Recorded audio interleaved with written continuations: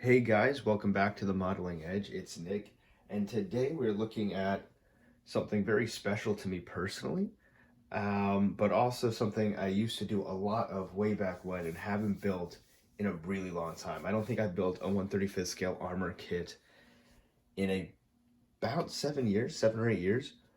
So this will be the first one. I grew up building Tamiya 1/35th scale kits. They were very cheap for me when I was a kid. This is a newer reproduction of the old M3 Lee Stuart. I want to say M3 Lee. That's the medium tank. The M3 Stuart. It is a late production version. I built the early version a long time ago when I was just a child. So this is a sentimental project, but also I got it from Andy over at Andy's Hobby Headquarters, another really great model YouTuber. He also started the Mediocre Modelers Club, which got me back into the hobby, and just a really great guy. I'll leave a link in the description below to his channel. Just a really amazing YouTuber, a really amazing modeler, and just a nice guy. And he was actually able to sign this kit for me, which makes it even more special. So all that great sentimental stuff aside, I am still very excited for this kit, just because while they're keeping the vintage box art on most of the Tamiya white boxes for 35th scale, these are all new kits. So let's see what's in the box. Just typical Tamiya stuff, just moving the box around. Simple instruction sheet, but what we get here is a really nice, now this is newer Tamiya, not the older ones. Nice color callouts. And what's really interesting about this vehicle is you only get one American scheme for this tank, and then you get two Russian schemes.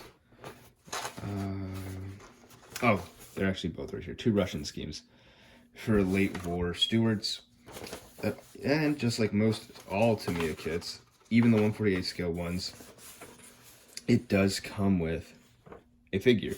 And the interesting thing here is that the Russian figure and the US figure both use the same generic uniform, but they do tell you to paint it like an olive drab / khaki color, the XF51. Russian tankers would actually be wearing black usually, or a very dark color, not the light color that the Americans used. Really not a big deal, and most people really don't build the figures for these kits, but if you are building it, just something to watch out for. And pretty standard instructions. It is not a bathtub style hull, and I'll show you that later. Going to be 3 pieces. You do get a brace.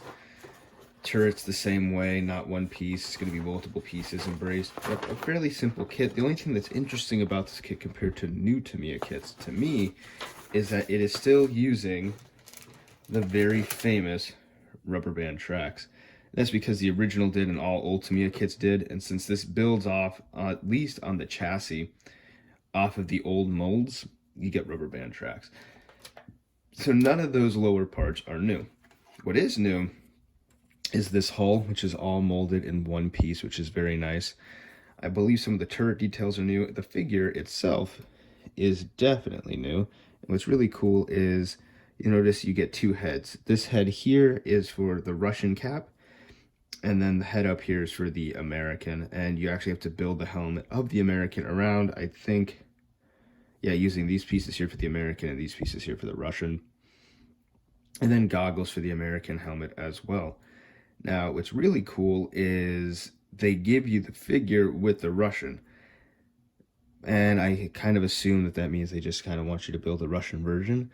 And I'm really tempted to, but I'm going to keep it American just because I realized today, before preparing for this video and trying to decide which version I would do, that I don't actually have any American armor in my 1/72nd scale collection.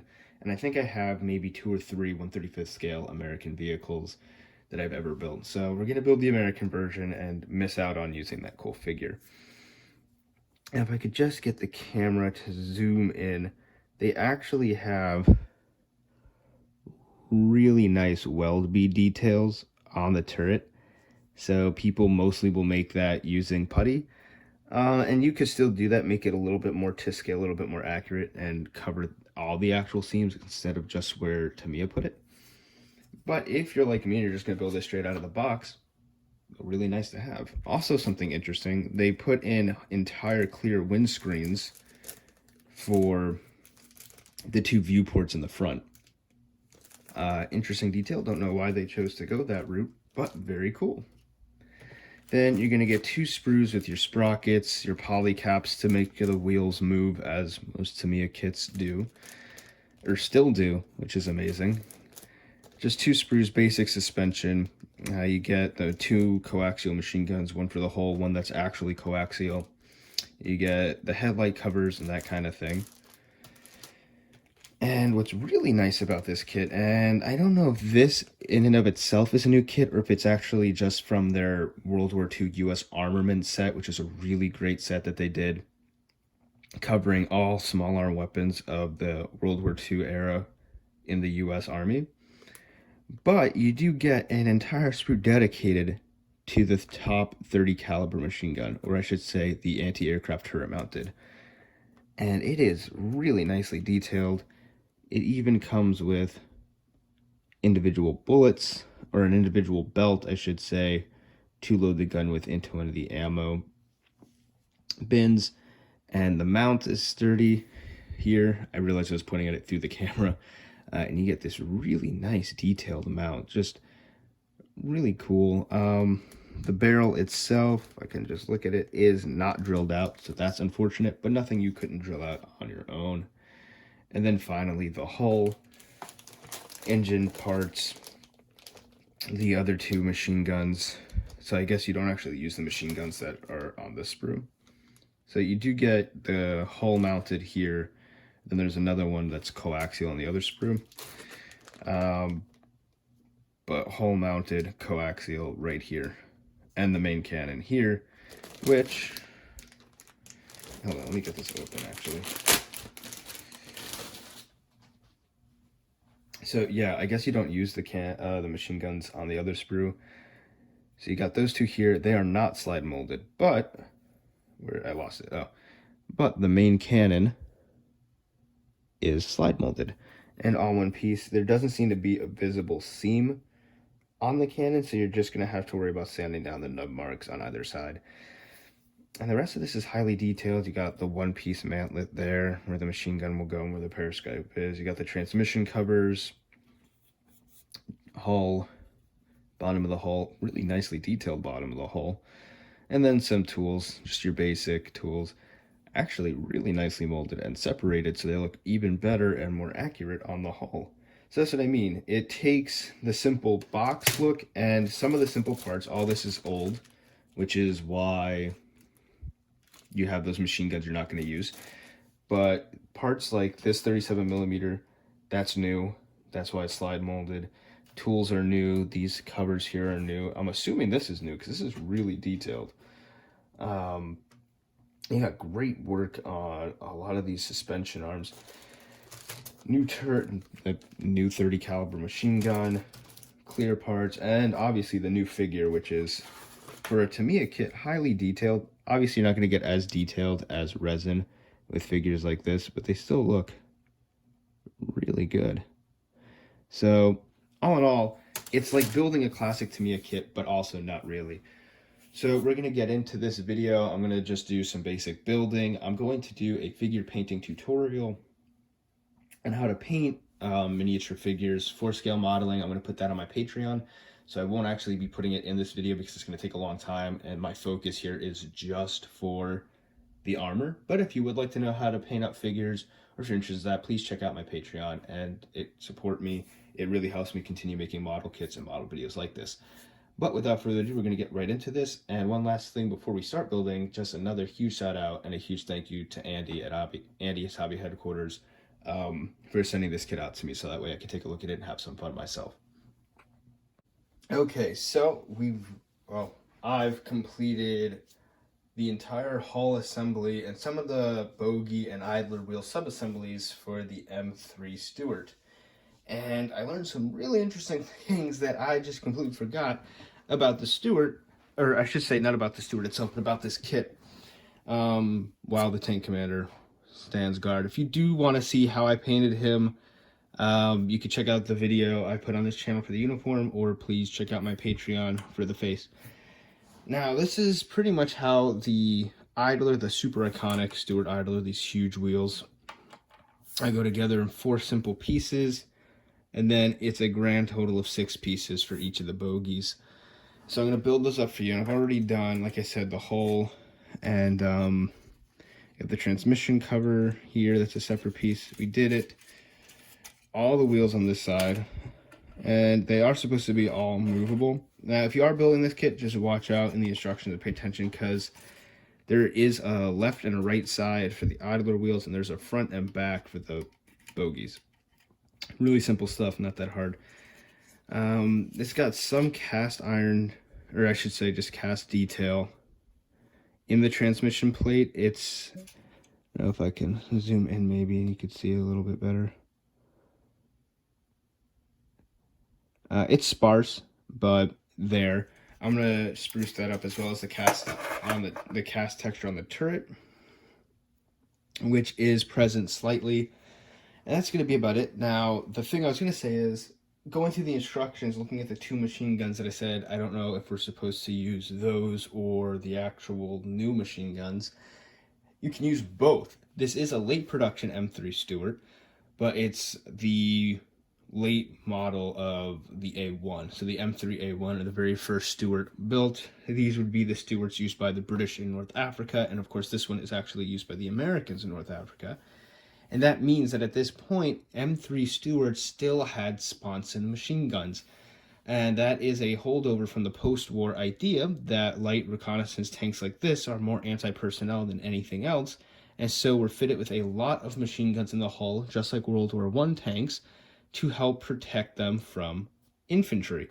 And we'll get to that step when I actually build up the top of the hull, but that is why you get 2 extra machine guns, because Tamiya has given you the option to build the 2 Sponson mounted machine guns, which is pretty cool. And I will be building that version. But for now, I'm just going to build up the idler and the bogey, glue it to the hull, just so you guys can see how that goes on, and then I'm going to continue working on this. So just get this over here. Oh, did not mean to hit that camera. So again, really simple. All you got to do is make sure that you don't actually glue the wheel in place. You're just going to put it on the end here. Ooh. Just a drop of glue. Another drop of glue.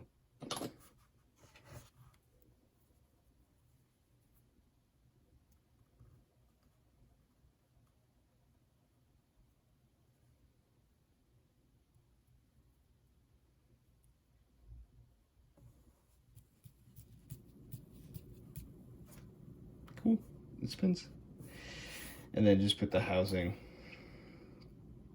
over that, which it does need to be, or it does have some seam lines that you will have to kind of fill, but not really that bad. And the way I fill it is just a simple beat up the glue here and then lightly sand away the seam. It's not the perfect form of seam removal. It does work. It's something I use on Gunpla a lot. And the reason I'm doing it here is that you won't really see these. And with that simple step, there you go. There's the idler. And then I'm going to sand it beforehand. So I'm going to wait for that to dry for a few minutes. But it just clicks into place. And the fit is so good with the Tamiya stuff that you can just kind of snap it into place to see how it'll look. Oh.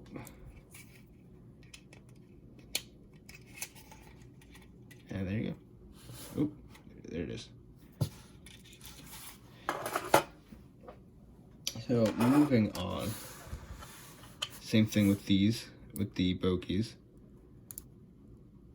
You're going to want to keep them mobile. I can just line it up.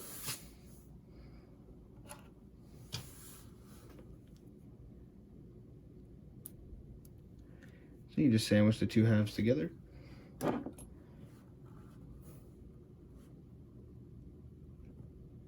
Ooh, I got a lot of glue in that tire. Don't worry, it won't actually hinder the tire from moving.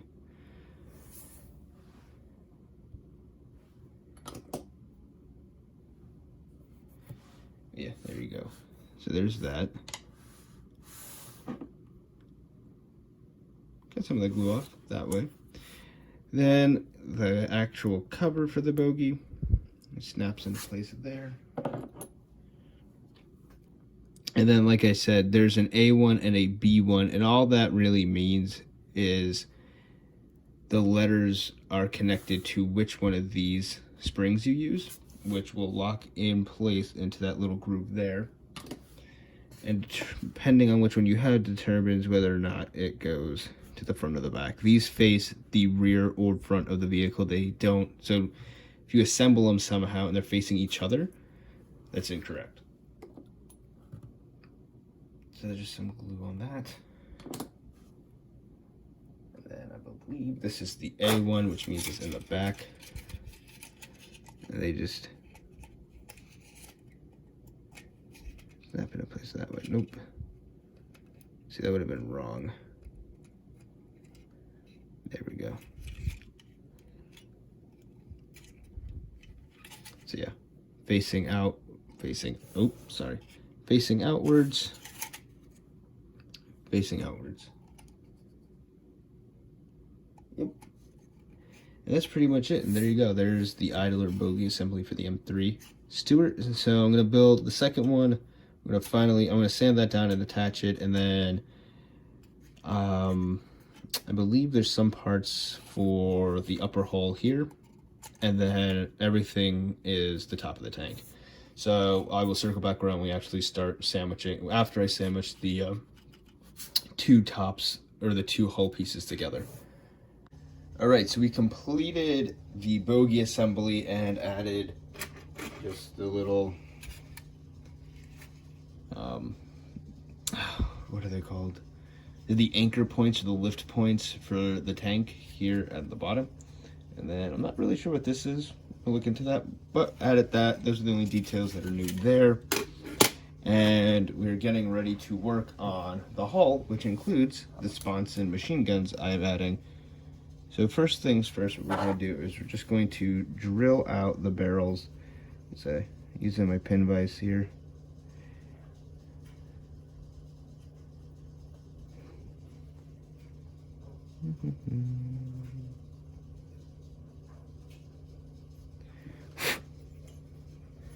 All right, and if I can get this to focus, yeah, just gives it that extra level of detail. Makes it look a little bit more realistic. I might drill out these holes along the barrel. It depends on how I feel about them going into it. And I do need to soften this up. I guess I used a drill bit that was a little too big and warp that plastic on the edge, but not too big of a deal. All right, drilling out the second one.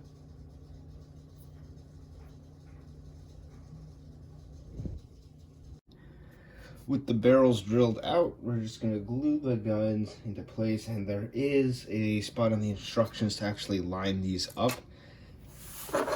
And if you're going to build this kit, just know that the one for the left side actually already had the pistol port in. You're going to have to drill that out if you don't put in the guns. But for some reason, this one doesn't have the port open, so you don't have to drill anything out on it, but you will have to add a second piece to replicate this.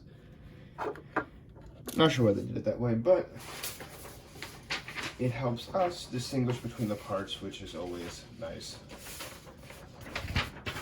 I'm just going to get the instructions out here.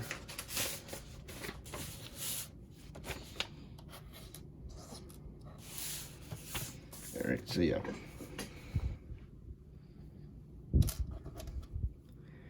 So, side down.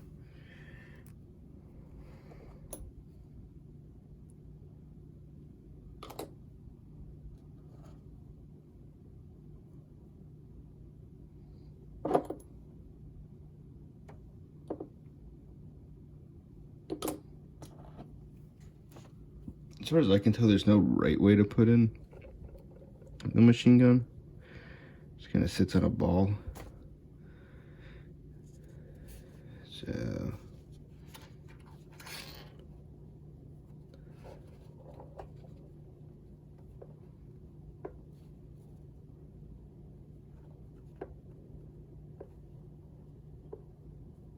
okay, so that should be lined up correctly. No, I definitely did that wrong. It's a little wonky. Let me see if I can put this into place here. And this is also why you want to use extra thin to glue. It just allows you a little bit more leeway. Okay. Oh, wow. I am so sorry. I forgot that I had the camera really close. But yeah, so what I was doing in there and why I said extra thin is that I was actually lining up the gun. I couldn't really do it properly with the instructions. So just lining up the gun in relation to the tank, just kind of how I personally want it to look on the hull. So not really pointing down or up, just kind of a neutral position. All right, so there's that one. So yeah, I guess I'm not going to use the instructions for that.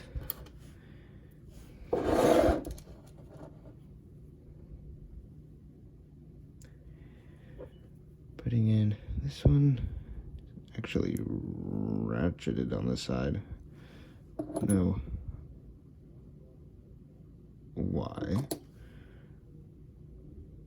Let's put that one into place and let me show you what I was doing. Well, first, let me glue the panel actually on. Now, the top of this panel, this armored plate here, seems to be a little bit thick. It kind of has a lip on it. I'm going to do some more walk around research and see if that's accurate. But the ones on the side there's another side panel here that should line this up. It's just this lip that I'm worried about. But anyway, having extra thin cement allows me to move this into position, make it less wonky. Just point it straight ahead, and then that will all dry together. But just in case, to reinforce it, just put some extra glue there. This is a highlight for me because I feel like this is going to make this build just instantly more interesting. The particular vehicle this scheme is based on, it's not the actual tank that this scheme is. I can't see the number, but it's from a really famous Life magazine photo of an M3 Stuart on maneuvers in North Africa, in Tunisia, where this tank is supposed to be on maneuvers. And it's just kind of flying through the sand, and there's like a lot of dust flying, and it's one of the rare combat and color pictures we have of this particular M3 Stuart in American colors in North Africa. So we have a lot of British ones, and then of course we have a lot of the M5 Stuart in Europe in American colors, but not too many pictures of this actually in Africa. And that picture, it's the tank kind of driving towards you this way, and you can see clearly that it has its Sponson guns out and has those ports for the machine guns open. So it's actually really cool and unique, and I'm so happy that Tamiya added the option to do this in the kit. And that's just one of those things that makes me excited to build these models on a historical sense, which is, of course, what the modeling edge is all about. So there's probably the only real historical thing I'll be doing for this build. The rest is just going to be fun. But those little machine guns actually have a pretty significant kind of backstory to the American Armed Forces as they were recorded for the American public. So not really that deep, but fun facts. It's cool. Moving on, we're going to be putting on the side armor panels for all this stuff and drilling out the hole for this machine gun and all that great stuff coming up. Okay, so we've continued to put together the hull, and I just wanted to take some time to show you how the air cleaners go together, because again, it's another really simple thing. There's 4 pieces in total. These are them here. But it does add some nice depth to the vehicle, and not just to the vehicle as in they didn't really use these. Obviously they did.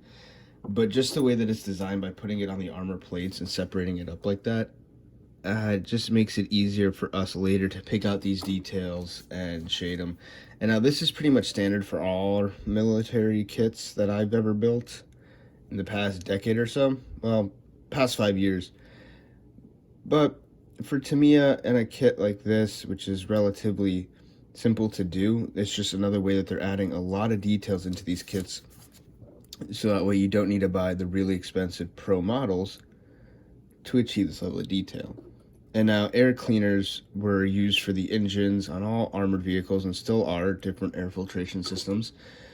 And they are always important, but on a tank like this one, they are critically important, and that is because it is operating in the desert, which means a lot of sand, a lot of dust is going to get inside of that engine.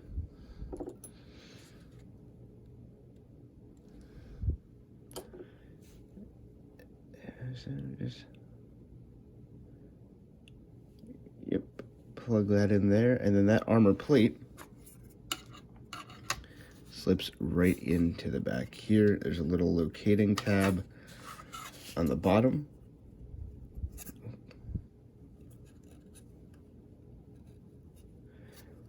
Right, so there, move that back up. And I will say, here's another reason why I wanted to just highlight this part. These armor plates fit different everywhere on the tank, which is, to me, just a bit odd. So all these plates here in the back, those were additional armor plates. And just get some light on there. Obviously, I showed you the Sponson guns. There's an armor plate that connects these two, and then there's this huge armor plate we added across the front. And as you can see, there's just some fit issues with all these joints, and they are raised over where they should be, so I probably have to end up sanding those down and filling them. Also added the braces, the actual fenders on the side of the tank, and the lights. Now you do put a clear part in here, but I'm just going to wait until we paint that. There's no reason to mask the lights off. And other than that, we're gonna, and the engine grills, they're not drilled out or photo etched, and I'm sure you could just cut these out and make your own photo etch grills. I'm not going to do that for this particular kit, but just that way you know, they're actually just molded in the pattern, but nothing's actually cut out. So last but not least, for this piece here, and then for this little portion, it just plugs into the top of the engine here. There's actually no real pin for that. It's an actual hole in the engine deck, and it'll just go in, and that's what I mean by the added depth. Like, by doing that, once it's all closed, it'll be black, but you don't have to worry about washes or getting paint in there to make it look as deep. Like, this is actually going into the tank, because it literally is. So we're gonna do the rest. As you can see in the steps here, they call it attaching hull parts. So basically all the armor and the last few pieces of plates on the side. We're going to do that. I'm going to come back and show you guys how I'm going to build a turret, because it is a 5-piece turret, which is a little bit much. So we'll see how it goes. All right, so finished attaching the two hull halves together. Now, before you do this, I want you to put on the tracks, but these sprockets just come right off because they're poly caps, and so you could do it with the hulls attached. Also, sprockets here, poly capped in. For modelers that don't know what that is, it's just a plastic soft rubber cap like this, which allows the parts to be movable but sturdy. So you can just put the tracks on without having to worry about it. So I just glued the hull on and then just did some stretch sprue for the antenna here. So like I said, last thing I'm going to show you guys before I just complete this whole build is the turret. And here are the 5 principal pieces that make up the turret. This is just the mantlet cover for this, which also has a 4-piece subassembly inside here to allow the gun to elevate and depress. So other than that, let's try and line this up. That's why I'm kind of doing it this way, because I don't think I've built a turret that looks quite like this one before. It's interesting and hopefully not too complicated.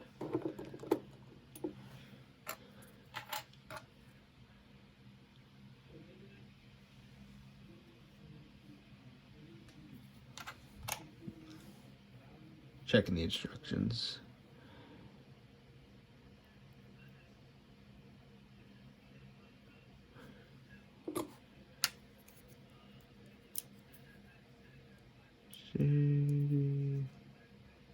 Okay.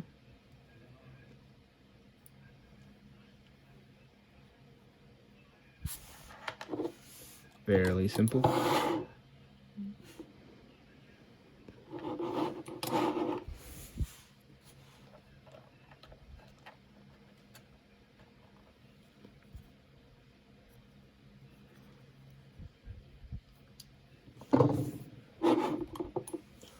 I'm gonna try and reinforce these parts here and just together to remove that seam line.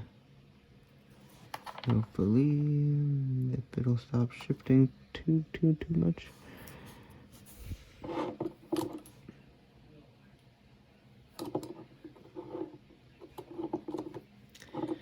Alrighty, and then just a lot of glue here.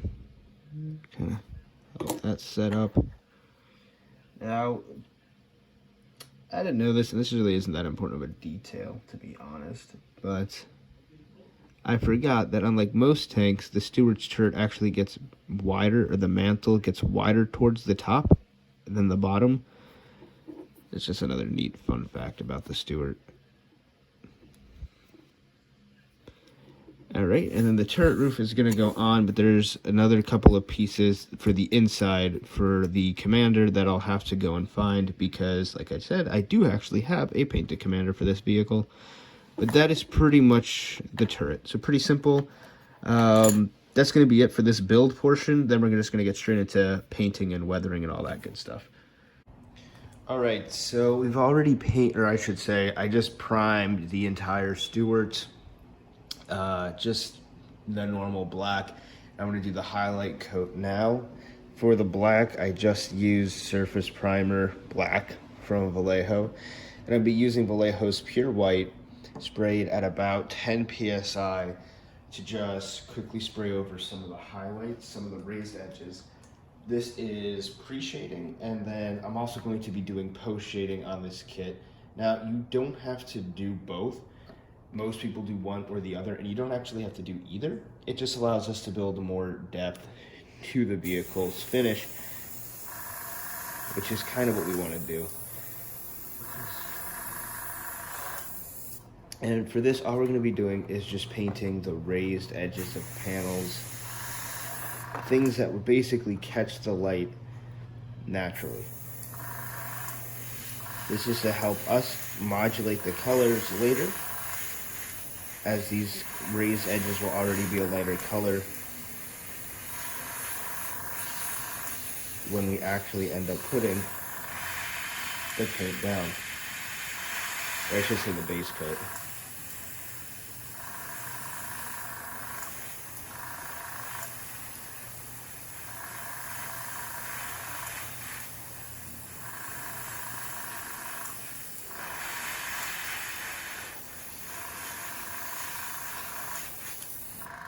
So this is the Vallejo mech line, and no, I'm not a fan of how it sprays or spray characteristics, but it's what I have right now, so we're gonna make the best of it.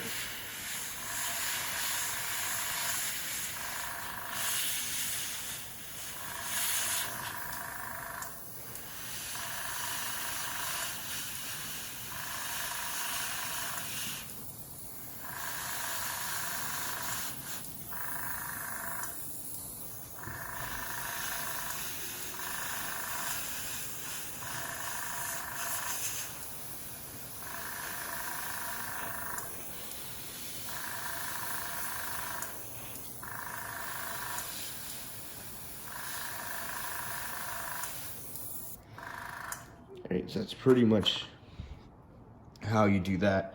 So I'm going to go ahead and do the rest of the Stuart, and then we're going to get on to base coating.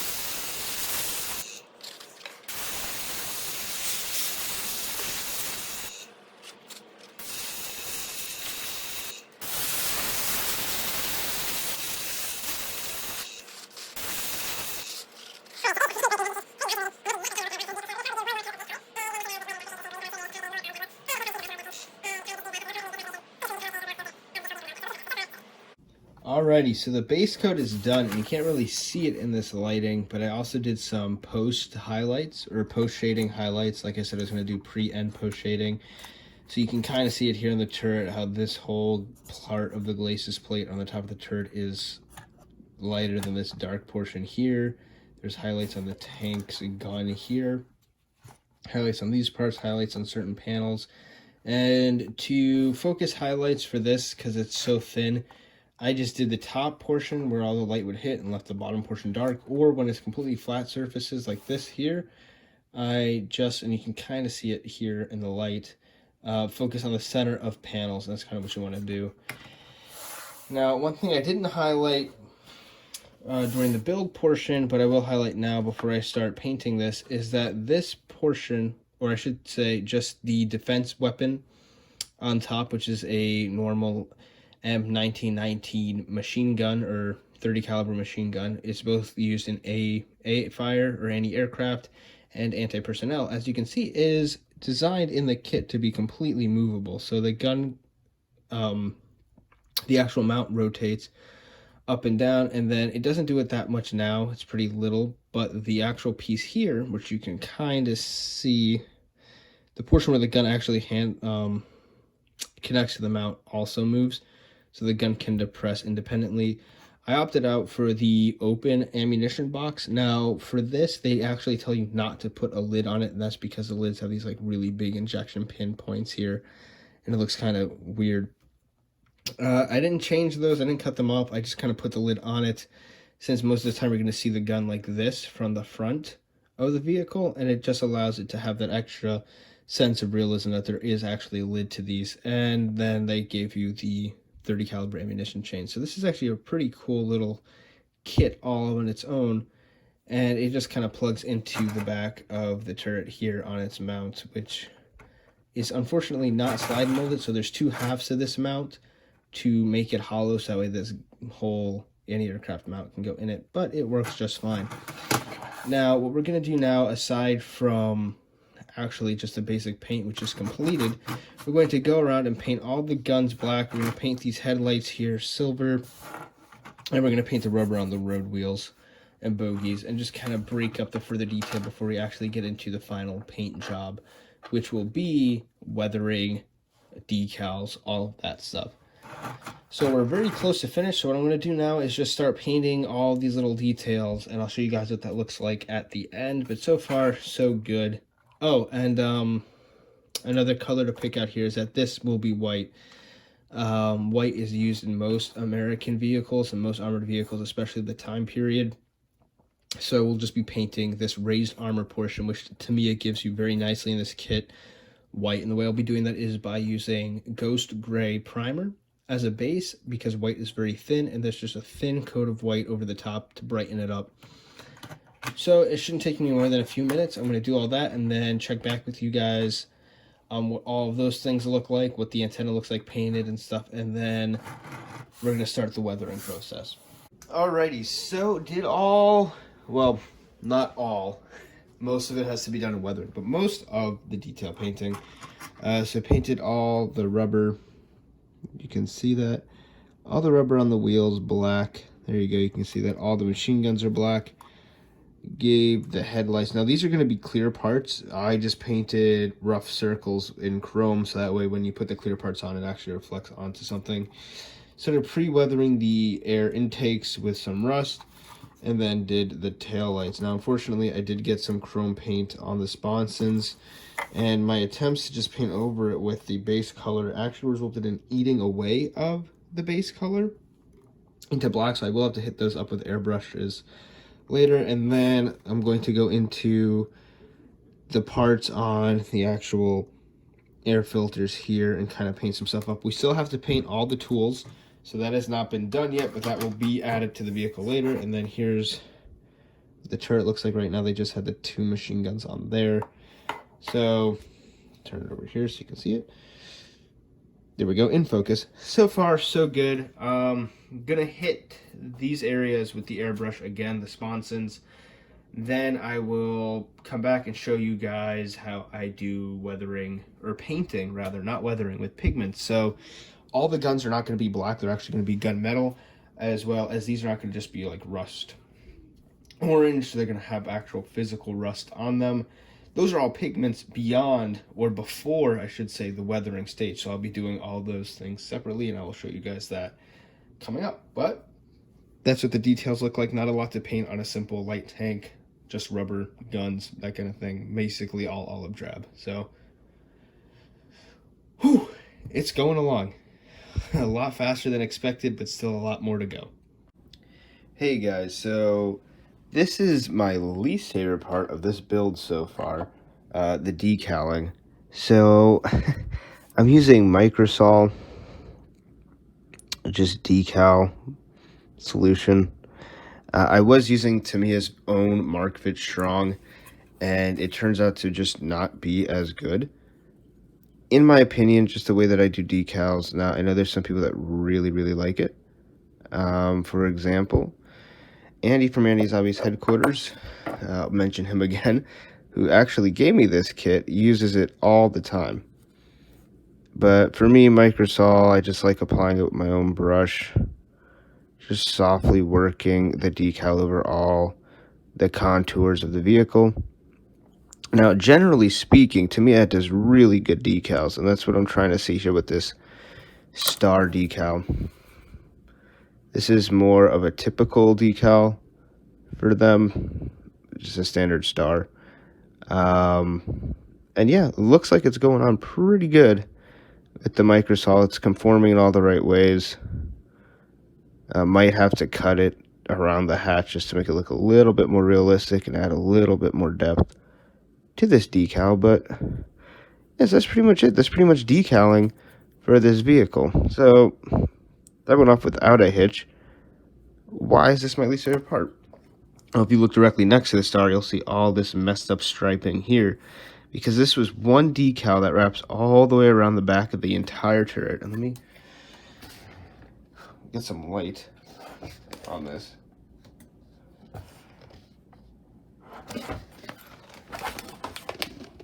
So yeah, this is just a single decal that wraps all the way around. You can see how messed up it is. I cut it away in a couple of places just to make it easier to put down.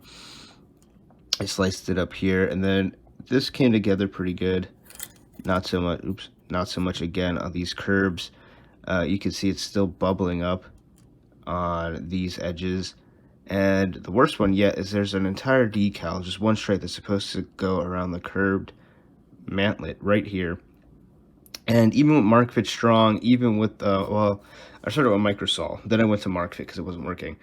Both of them completely disintegrated the decal while I was trying to move it around to fit it. So yeah, these decals just look terrible, in my opinion. I know why Tamiya gave us decals. Most modelers probably wouldn't want to mask this off and paint these really little stripes. But just from my personal opinion, since this is kind of a review of the kit as well as just a build video, I would definitely recommend you paint this. Not the star, but definitely paint these stripes. Mask it off. It'll be a little tricky to mask this stripe here, but for this and for the mantlet, oh sorry, you couldn't see that, but for these stripes here, these are 3 separate decals, and for the mantlet, which would have been the 4th one, super easy to mask off. Just do that. These decals look pretty bad. I'm going to do my best to fix them with weathering and just see where we go from there. So yeah, least favorite part of the build so far, but by no means breaks the vehicle out. But like, see how messed up that looks because of the curves. The decal still, it'll take a lot of time for it to conform. I know I just put it on, but it's just stuff like that. Doesn't look good, these huge yellow decals over this olive drab, but we'll see how it goes. Hey guys, ignore the Providence Gundam stuff. I'm doing a couple of projects all at once, and I almost forgot to film this portion. As you can see, I started chipping by hand the M3 Stuart. Now, what you'll notice right off the bat is this looks way out of place. You probably haven't seen a lot of Stuarts like this, and that's because U.S. Army regulation in World War II, even in North Africa, even when it first started, they would heavily service their vehicles, and they would do this quite frequently because staying out in the North African sun and getting beaten up so much, chipping like this was not uncommon, but they would try to keep it as painted as possible, even though at the time for the theater, camouflage maintenance wasn't so important because they're just using green in the desert. And so because of that, I over-weathered this with chipping, and I'm going to tone it down through the weathering process as we go along, so that way most of this stuff will probably fade out, but I want enough of it to remain and look really beaten up. This is going to be a Stuart that, for whatever reason, in my mind, was not able to get properly serviced during the North African theater. And of course, before it ever made its way into Italy, they would have repainted the whole vehicle anyway. So that's why it's over-weathered, but if you do feel like that's a little inaccurate, you're not wrong. This is kind of a mistake here. This is a big gash, but basically what I'm doing, I'm taking this very small brush, and I'm taking a very light green color, which you can see here, and just chipping it all over the place, and then going back in with a dark brown black color inside the chips to kind of simulate metal underneath. And so I did pretty much the entire tank. I haven't done anything on here, which is the part that would get chipped the most, because I don't really know if I want to chip it or do it all with just oils and pigments. Excuse me. So probably won't actually end up chipping any of that, which is another reason why I want the top so heavily weathered, because this I'm just doing with an airbrush, then lots of oils, pigments, everything under the tank to have sand and mud in there. Well, more sand than mud, but don't really want to waste the time chipping, so I was like, I'll put all the heavy chips on top, even though the argument could be made that they shouldn't be there in the first place. So just real quick, because I'm not going to do this whole thing on camera, because it is a lot. Let me just show you how I do this. So basically, just along leading edges with the paintbrush, very thin. Oop, that was not. You just want to do more paint. So I'm using a wet palette for this, but the color I'm using is really thin because it's a light color, and the wet palette's actually kind of hurting the pigment a little bit, because it's just causing it to separate heavily. But yeah, so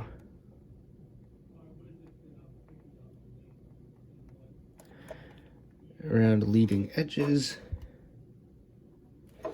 and raised areas, just parts for like the wind or sand, rain, where it would be heavily weathered. This would be weathering. The way I'm basing this is not like all made up. This is actually what happens when you like sandblast vehicles, or they get really weathered when they're out in the desert for a long time, or out anywhere for a long time, without maintenance. The only inaccurate, so the chipping and the areas I'm chipping, you can just kind of get intuitive about. Just raised lines, anything where the paint would get scraped off before you would hit the main paint job, where it's more secure. The only thing that's a little bit fantastic about this, in the sense that it's not entirely realistic, is the fact that the U.S. Army regulation did account for such harsh environments by making their crews maintain the vehicle. So that's all.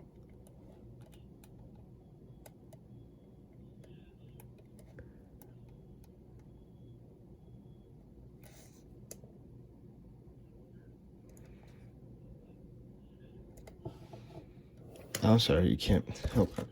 I keep the turret way off camera because it's so tall on the tank.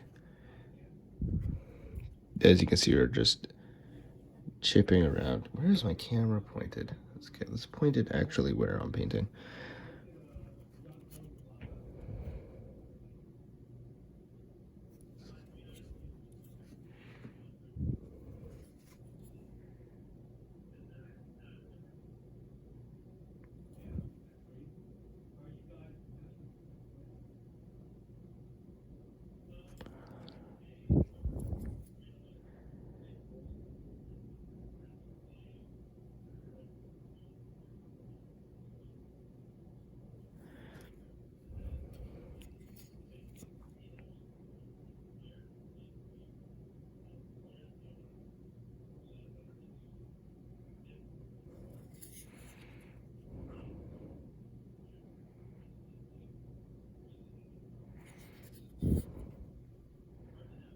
and trying to just be as random as possible, even though we are choosing which edges. Shipping's not entirely random, but it does look better to be randomized. And the reason I'm not using a chipping fluid is just because I didn't spray it on to this vehicle before doing this, or a lighter color underneath, and because I wanted to test something. I usually hand paint my chips, and I just started using chipping fluid for the first time on a commission I was doing, and the chips were like really big, kind of out of scale, a little bit like these, but they look nice. It's just to get the actual proper chip size and trying to calculate how much chipping fluid to use and where to apply it heavily and all that was just as time consuming as doing this. So this experiment was it really that time consuming, or was I just, is that my own bias? So far for the hull of this vehicle, to do this is about 45 minutes of chipping. So looking at another 30 minutes, so probably hour and a half, just round that up, to do it, and that's kind of a long time, but it looks decent. So I'm going to do the rest of this turret, finish this vehicle, and then get you back, I'll be filming probably part of the weathering process, maybe not all of it, just doing the first oil dot filter and then some pigment work, but this project's almost done, so yeah. Alright, so we've applied the oils and then pigments and some airbrushing, glossed everything, added the last few details like the commander, the headlights, and the machine gun on the turret. Now, you can see it's kind of shaky. I forgot my tripod at my other house. They're just moving around a lot thanks to the quarantine, so please bear with me. But this is the final look at my Tamiya 1/35th scale M3 Stuart. And it came out pretty good, I think. Using sand pigments was the final weathering step, and we used Vallejo's, this one, Ochra Amigo Caro, or light yellow ochre. I do not know why I read the Spanish one first, and I'm sorry if I butchered that. It doesn't need anything to be fixed on, but as you can see, like on the bogey here, it does cake on a little bit, and it does come off. Tried using pigment fixer, just turned it into clumps like that. So I don't really know what to do for Vallejo. I'm usually used to MIG.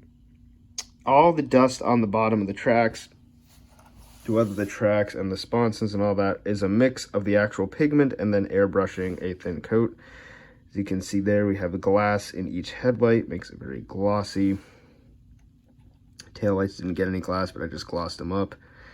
Kept the antenna relatively untouched, added fuel stains with the help of Vallejo's oil stains, which are a gloss and pigment mixture. So it's like a wash, a texture, and a gloss varnish, all in one around the fuel caps. Rusted the air intakes, like I said I would, and like I was talking about with all the scratches, you can see they are relatively subdued now, so it doesn't look quite as beat up as it did before. And so yeah, that's pretty much it. I don't have a proper turntable either, along with my tripod, so just gonna give you the 360 here. And yeah, I think it came out pretty good. All the guns are done with gunmetal MIG pigments, except for the ammunition, which was hand painted for the top one. And I know realistically they wouldn't just have ammo open, especially in such a dusty environment, but I really like the detail that Tamiya put into this kit, at least for the ammo belts on that machine gun. So I opened it up. And then of course the commander, you've seen me do the uniform for him, but this is what he looks like in the vehicle. And as you can see, that's what the basic uniform and face tutorial was for. These are not figures in a diorama. That doesn't need to stand alone on its own.